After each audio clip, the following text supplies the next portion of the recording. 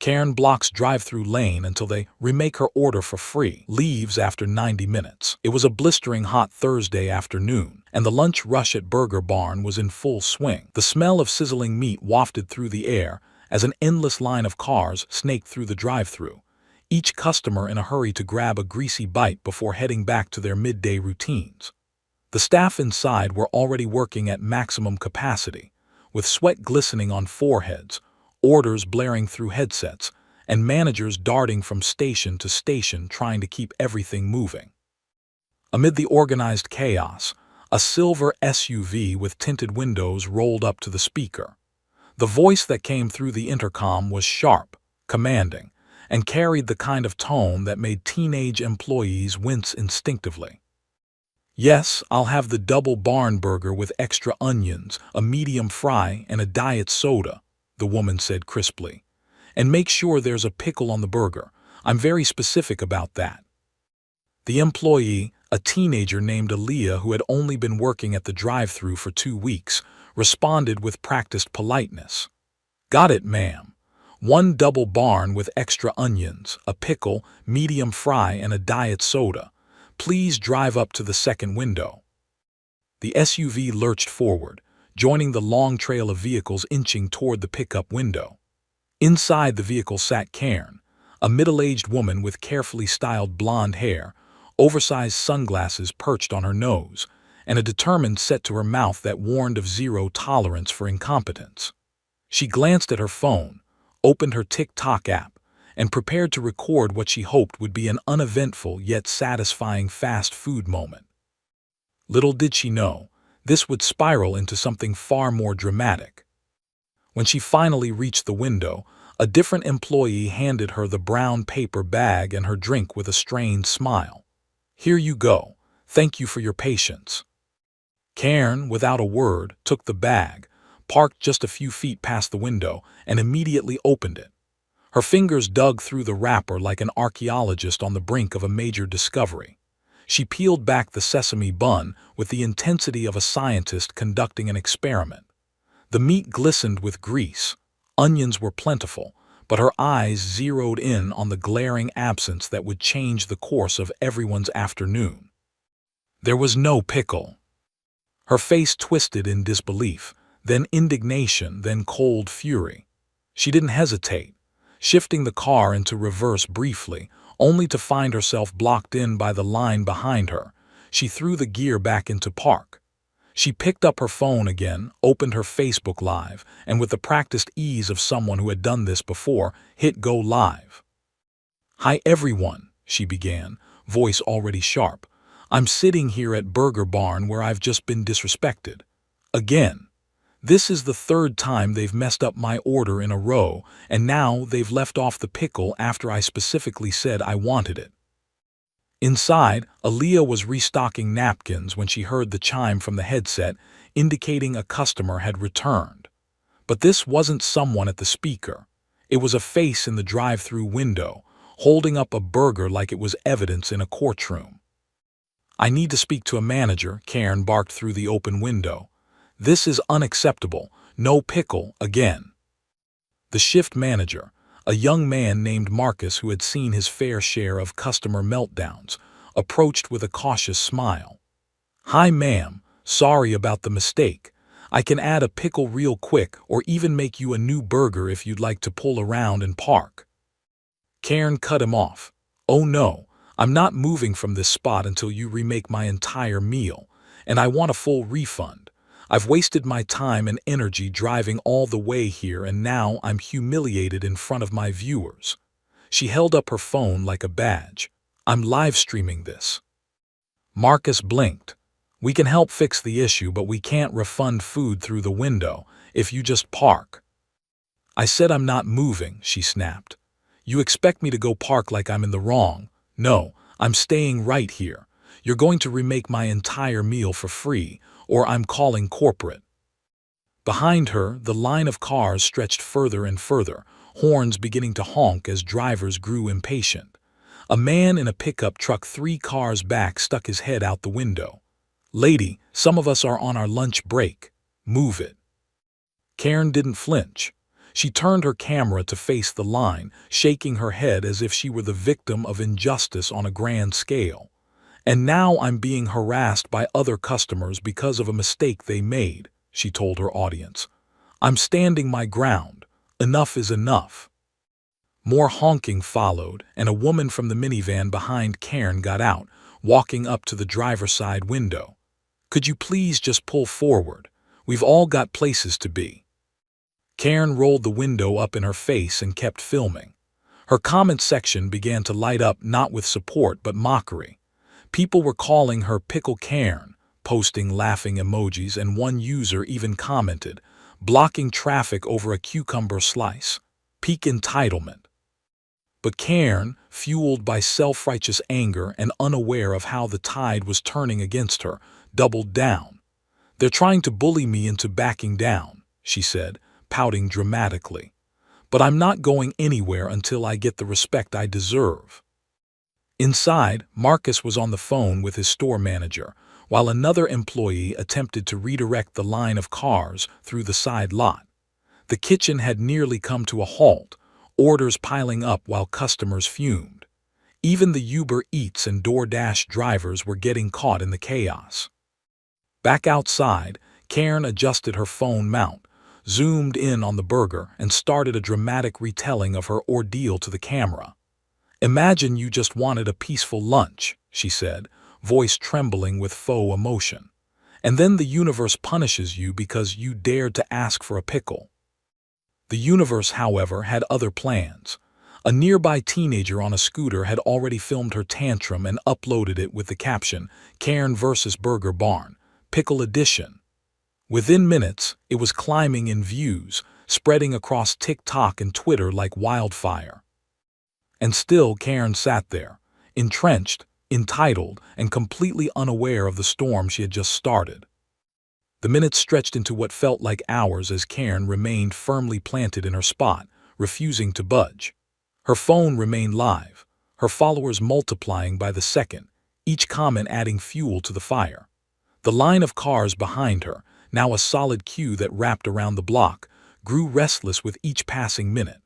Horns blared in protest, drivers honked in exasperation, and every few moments someone would yell out from a window in frustration. Yet Karen remained unfazed, speaking into her phone as though she were the only person in the world who mattered. "It's not just about the pickle, folks," she said with conviction, her voice now teeming with righteous anger. "It's about standing up for our rights as consumers. I shouldn't have to settle for less than what I paid for. They don't care about customer satisfaction, but I'll make sure they care now." Her audience had ballooned as people shared the live stream, and the comments flooded in, some supportive but many mocking her stubborn stance. One user posted, "Karen strikes again, can't make a decision without a fight." Another asked, "How much did they mess up your order? 50 cents worth of pickle." Karen read the comments aloud, her eyes narrowing as she scrolled through the insults. "Do you see this?" she snapped at the camera. "These people don't care about the fight. They want me to roll over. They want me to give up, but I'm not going to, not this time, not anymore." Behind her, the chaos outside was escalating rapidly. The vehicles, each with drivers and passengers now caught in the web of her battle, began to shift uncomfortably. The minivan driver from earlier who had tried to reason with her now shouted, "Come on, lady, just move it. We've got kids in here." Several other drivers were gesturing out of their windows, shaking their heads in disbelief at her refusal to either move forward or pull out of the line. They were already late for meetings, late for their lunch breaks, late for everything that demanded they get through this line without delay. Yet Karen was resolute, unwavering. The more frustrated the people became, the more determined she grew. The staff inside the burger barn were now in full damage control mode. Marcus, the shift manager, had come back from his call with the store manager, his face a mixture of exhaustion and frustration. The pressure inside the restaurant was mounting as each order piled higher, and the drive-through line stretched further into the neighboring parking lot. The teenage employees, already on their third hour of a hectic shift, exchanged nervous glances as they watched Karen through the drive-through window. They were paralyzed, unable to do much other than continue their orders, hoping someone would take control of the situation. The entire process was grinding to a halt. The manager, Marcus, made his way back to the window, phone in hand, trying to maintain his professionalism while talking to corporate. It was clear that his patience was starting to run thin. He knew that nothing could move forward until Karen decided she was ready to let go of her protest. "I'm sorry, ma'am, but we've already offered to fix the issue. If you just move up, we can make it right," Marcus said, his voice strained but polite. He tried once more, hoping that a calm tone might work where confrontation had failed. Karen, however, had no intention of being placated. She held up a finger, signaling him to stop speaking.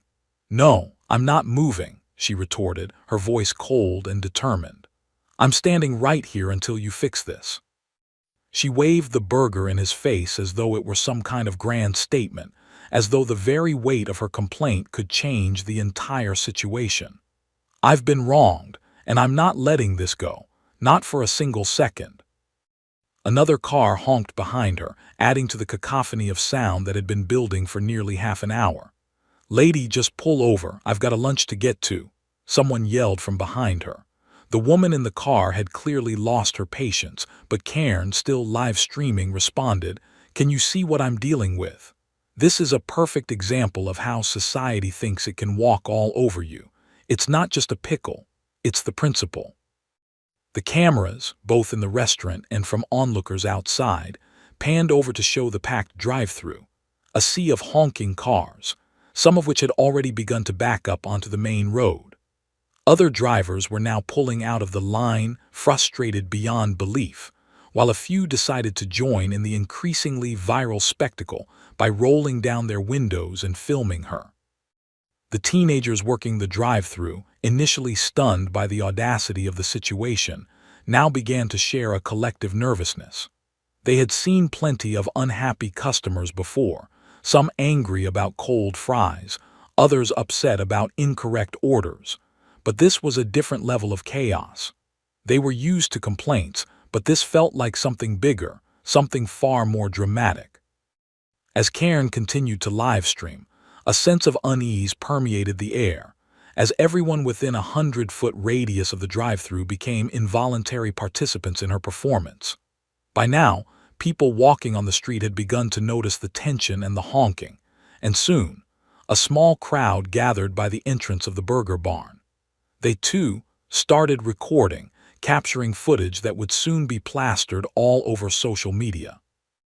It was hard to say if they were there out of genuine concern for the unfolding situation, or if they were just eager for the drama that was unfolding before them. From the back of the line, another voice shouted, "I'm leaving a bad review for this. You know that, right?" Karen, despite the growing number of spectators, remained unfazed. "Fine, leave your bad review," she sneered, looking into the camera, "but it won't fix this situation." The irony of her own hypocrisy was lost on her. She was, after all, holding up the very thing she claimed to despise, a fast food drive-thru designed for efficiency and speed. But now she had become an immovable object, stubbornly blocking the flow of traffic in the name of what she believed was an unshakable cause. In the meantime, the fast food workers were scrambling to manage the situation from within the building. Marcus had just hung up with his store manager and was now walking toward the intercom, where he briefly spoke to the other employees on shift. He had one goal: to resolve this situation. The chaos outside was turning into a potential PR nightmare, and he wasn't about to let one customer's tantrum become a viral disaster for the company. He could already hear the faint sound of sirens approaching, though he wasn't sure if they were for the growing traffic disaster or for something else entirely. Still, it felt like things were getting out of control, and the whole restaurant, from the kitchen staff to the crew at the drive-thru window, was at the mercy of Karen's relentless demand for attention. It was only a matter of time before the situation reached a boiling point. By the time the first patrol car pulled into the parking lot, the scene had already spiraled into full-blown pandemonium. The drive-thru line was no longer just a line. It had turned into a snake of frustration, honking and flashing headlights that wound out of the restaurant lot and spilled onto the adjacent road, causing a minor traffic jam. Commuters who had no intention of getting fast food were now unwilling participants in Cairns' stubborn crusade. The sun beat down on the windshields, baking everyone inside their cars as the temperature outside hovered near 90 degrees. And at the center of it all sat Cairn, her silver SUV still parked inches from the service window, air conditioning humming, her phone still mounted on the dashboard and streaming live, to an audience that was now stretching into the tens of thousands. Her voice, shrill and persistent, filled the cabin as she addressed her viewers, spinning her grievance into a modern-day parable of mistreatment and injustice. "I've been sitting here for over 45 minutes now," she said with an air of triumphant defiance, pushing her sunglasses onto the top of her head. "And they still haven't done the right thing. I asked for a refund. I asked for a fresh meal. I didn't ask for the world, but this is what happens when you let customer service standards fall to the ground." Her tone suggested she was doing the public a favor, standing her ground as a beacon of resistance against the decay of modern civilization, all because of a pickle. Her eyes flicked between the road and the phone screen, where the comments flew past too fast to read. Some viewers cheered her on with sarcasm so thick she couldn't detect it. Others begged her to move and stop embarrassing herself, and still more simply posted laughing emojis or Picklegate. As the police officer approached her vehicle, he took a moment to glance around, noting the gridlock, the angry drivers, the onlookers recording from the sidewalk, and the fast food employees nervously watching from behind the counter. He adjusted his hat, sighed heavily, and knocked gently on her window. Cairn lowered it halfway and immediately launched into a breathless explanation. "Officer, thank goodness. I've been here for nearly an hour and they still haven't fixed my order. I told them I wasn't moving until they remade it and gave me a refund. This is about principle. I was disrespected." The officer, clearly not interested in delving into fast food logistics, held up a hand to stop her. "Ma'am, I understand you're upset, but you're currently blocking a major drive-through lane and causing a traffic obstruction. I need you to pull over into one of the parking spaces so this can be resolved without further disruption." Cairn's eyes narrowed. "So you're taking their side. You're going to make me move when they're the ones who messed up." Her voice was growing louder, drawing attention from the drivers behind her who had already rolled down their windows to listen. "I'm not taking anyone's side," the officer replied calmly, his tone carefully measured. "I'm trying to prevent an incident from escalating. You're not being arrested. I just need you to pull over so the rest of the line can move." Cairn huffed, folding her arms across her chest. "I've gone live to show how unfair this is. I'm not moving. Not until they admit they were wrong and fix it. If I move now, they'll just pretend like it didn't happen." Her livestream audience exploded with comments, some egging her on, others begging for her to stop, and a few claiming this was the best entertainment they'd had all week. The officer stepped back and radioed his partner, who had just arrived in a second patrol car. They spoke quietly, and the second officer approached the drive-through window to talk to Marcus. "Is there any way you can just give her what she wants so she'll leave?" the officer asked wearily. Marcus, who had now been dealing with this fiasco for nearly an hour, was visibly drained. "We've offered everything. A new meal, a refund, even free coupons for next time. She just keeps escalating. She doesn't want a solution. She wants an audience." The officer nodded grimly, understanding all too well the type of person they were dealing with. Meanwhile, Cairn had turned her livestream into a ranting talk show. "They think they can just silence me," she said, voice shaking with dramatic flair. "They think because I'm just one woman in a car I don't matter, but I do. We all do. If we don't stand up for ourselves, who will?" Her phone screen lit up with another spike in viewers. Her name was now trending regionally, and clips of her tirade were being cut, edited, and reposted with dramatic music and ironic subtitles. Someone had even added a slow zoom to her angry face and added text that read, "All this for a pickle." Suddenly, a loud thump jolted her from her monologue. The man in the truck behind her had gotten out and slapped the hood of her SUV with both hands. He looked furious. "You've made your point. Move your damn car already. You're not Rosa Parks, you're just hangry." Karen, startled, rolled her window up and locked the doors, yelling, "Assault! Did you see that? That man just assaulted my vehicle." She aimed the camera at him, her voice rising in pitch. "This is what happens when you try to speak truth to power. You get attacked." The officer quickly intervened, guiding the man back to his truck while trying to prevent a larger confrontation. He returned to Karen's window once more. "Ma'am, if you don't pull over, we may have to cite you for obstruction. This isn't a protest zone, it's a fast food drive-thru." Karen was visibly shaking now, torn between the thrill of martyrdom and the creeping realization that things might be slipping out of her control. Still, she stayed put. "I'm not going anywhere, not until they do the right thing." Across the street, a group of teenagers had brought folding chairs and snacks to watch the debacle. One of them had even created a cardboard sign that read, "Justice for the Pickle," while another wore a t-shirt hastily marked with Team Burger Barn. A food delivery driver circled the lot twice before giving up and parking illegally just to pick up his order. More cars were now revering, turning around and leaving in frustration. The entire business had ground to a halt. The staff, bewildered, kept fulfilling mobile orders and tossing them onto the pickup shelf, while casting worried glances toward the increasingly ridiculous drama outside. As the sun dipped lower in the sky, the heat began to wane, but the tension only thickened. The officers, trying to avoid further escalation, debated calling in traffic control. The restaurant's regional manager was now on speakerphone with Marcus, giving the green light to give Karen anything she wanted, just to make her go away.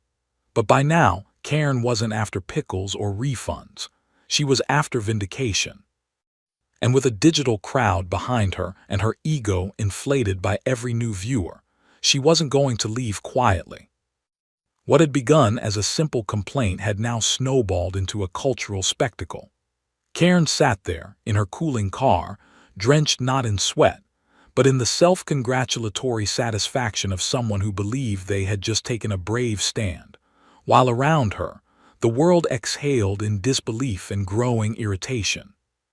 The sun had begun to dip, casting long golden rays across the asphalt as the situation teetered on the edge of absurdity. What should have been a 10-minute lunch break had turned into a 90-minute impasse, a spectacle fueled by ego, digital clout, and a single missing pickle slice. Karen sat in her climate-controlled SUV, her window cracked open just enough to let sound in while she monitored her rapidly growing live stream with a sense of righteous purpose.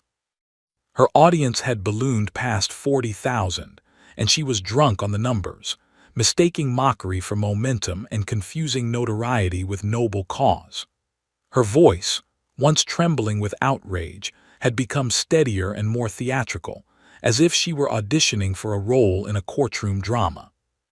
She spoke with measured pauses and inflections, drawing in viewers with the conviction of someone who truly believed she was the underdog in a war against faceless corporations and cold-hearted minimum-wage employees. Inside the restaurant, the chaos had plateaued into a strange kind of stasis. Marcus stood near the fry station, eyes glued to his phone, watching Karen's live feed like the rest of the country. His other hand clutched a bag containing a freshly made burger, with extra onions and 2 pickles this time, along with hot fries and a sealed cup of diet soda, all packed with almost ceremonial precision. Next to the bag was a printed receipt showing a full refund issued to Karen's credit card, courtesy of the district manager who had, after hearing the summary of the incident, simply sighed and authorized the maximum possible peace offering. They had done everything short of nomming a menu item after her. The crew, once flustered and anxious, now floated in a haze of disbelief, most of them young and still processing the fact that a grown adult could behave like this. Aaliyah, the teenage drive-thru worker who had taken the original order, leaned against the counter sipping water, her nerves frayed, wondering if she'd ever forget the name Karen again without rolling her eyes. Outside, the officers stood off to the side, arms folded, debating whether further action was worth the paperwork. Technically, she hadn't broken any major laws, just obstructed traffic and refused to comply with gentle requests, but she wasn't physically harming anyone. Still, the pressure was building from every direction. The adjacent road had now drawn the attention of city traffic control, who had dispatched an orange-vested worker to redirect the growing line of cars that bled into surrounding intersections. Social media was ablaze with the saga, with hashtags trending like Picklegate, drive-through drama, and Burger Barn blockade. News vans had pulled up across the street, and at least one local reporter was setting up a camera to film a segment for the evening news, trying to piece together what exactly had led to this surreal suburban standoff. And yet the woman at the center of it all seemed entirely unaware of the spiral she had created. Karen flipped her front camera to show her audience the line of cars, the flashing police lights, the crowd that had gathered on the sidewalk holding handmade signs and filming with their phones. To her, this was proof that she had started something important, something big. "Look at all this," she said, her voice low, as if sharing a revelation. "This isn't just about food. This is about how regular people get treated. You pay your money, you expect respect. And when you don't get it, you have every right to demand justice." Her voice cracked, not from emotion but from overuse, yet she pressed on. "This is bigger than me now. I'm not leaving until they understand that." Suddenly, a man stepped out from one of the backed-up cars.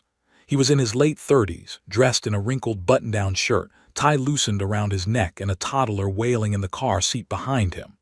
He walked up to Karen's window with an air of desperation and exhaustion that silenced even the crowd for a moment. "Please," he said, voice tight and trembling, "my kid's been screaming for 30 minutes. I'm late to pick up my other daughter from school. Just move your car. You've made your point." "Please?" His voice didn't carry anger. It carried defeat. A father ground down by the weight of the moment, by the heat, by the hunger, and by the disbelief that a single person could cause so much trouble for so many. Karen blinked at him, caught off guard by the rawness of his plea. For a second, something flickered in her expression. Maybe guilt, maybe clarity, but then just as quickly it hardened. "You should be mad at them," she said coldly, pointing back toward the restaurant.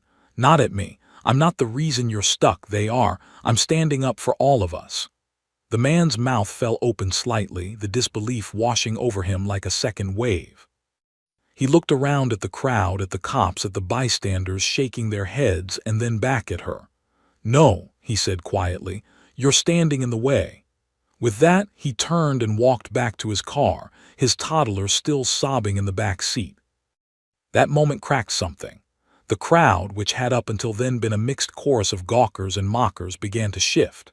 The chants and jokes died down, replaced by an awkward silence as people began to realize they weren't just witnessing a bizarre tantrum. They were watching someone lose touch with reality in real time. The laughter turned to cringes, the commentary to unease.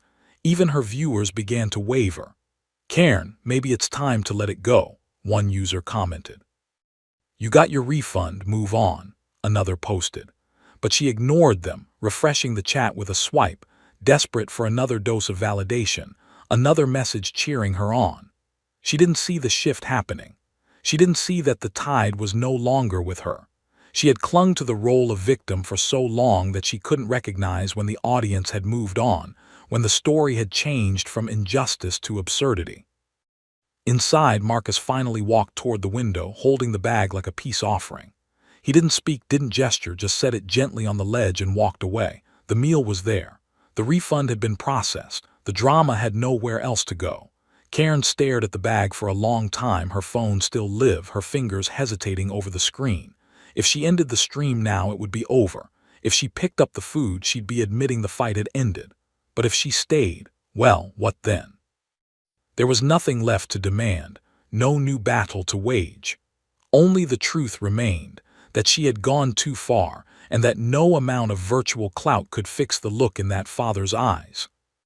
Without a word, Karen reached out, picked up the bag, and rolled up her window. The crowd watched in silence.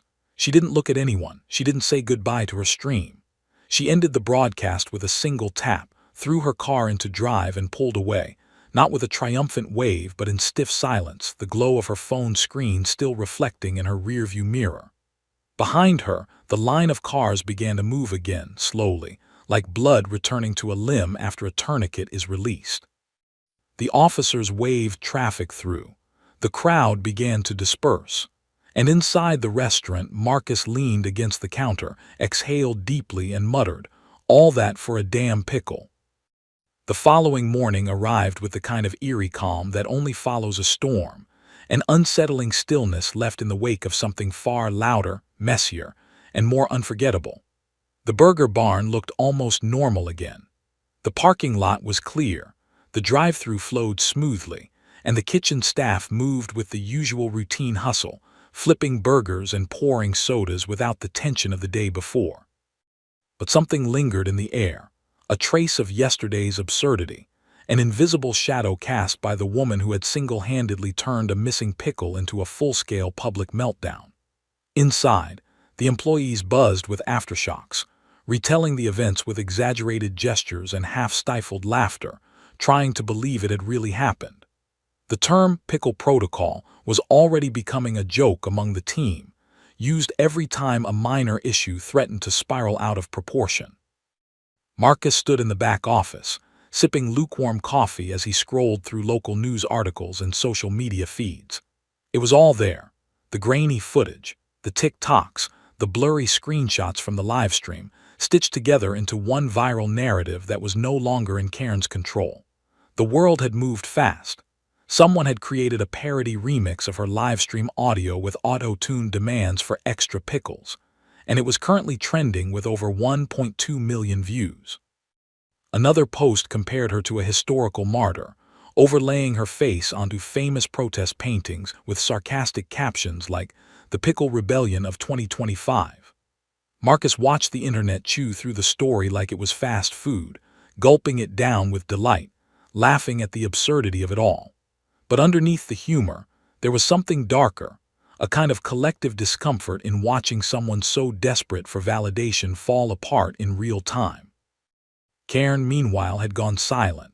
Her Facebook page, once littered with motivational quotes and long-winded rants about poor service, had not been updated since the livestream ended. The comments on her most recent posts had shifted from generic support to brutal mockery. Strangers flooded her timeline with pickle emojis. Her Yelp reviews were filled with sarcasm disguised as sympathy. One review read, "I too have been victimized by a missing pickle. Thoughts and prayers."